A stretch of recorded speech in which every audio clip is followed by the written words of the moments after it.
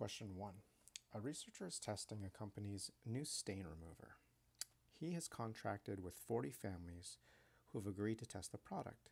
He randomly assigns 20 families to the group that will use the new stain remover and 20 to the group that will use the company's current product.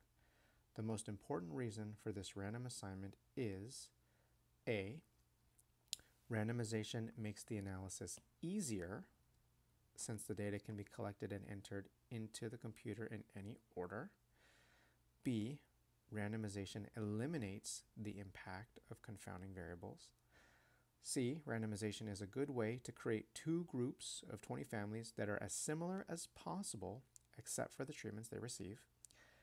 D. Randomization ensures that the study is double-blind.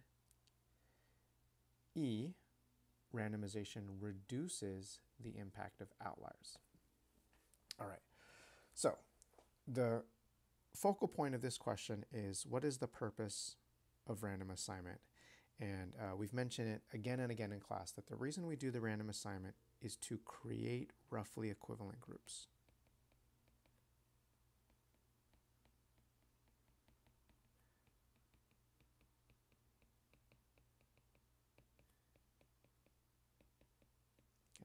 And this is so important in an experiment because if the groups are different from each other to begin with, and then we assign treatments, then when we start to look at the results, we don't know what caused those results. Is it the treatment, or is it the things that the groups had different between them already?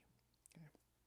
So going back through the answer choices, C is the one that best matches this idea of creating roughly equivalent groups, right? Groups that are as similar as possible, except for the treatment. That should be the only systematic thing different between the groups, so that when we see, if we see differences in the response variable, we could attribute that difference to the treatments.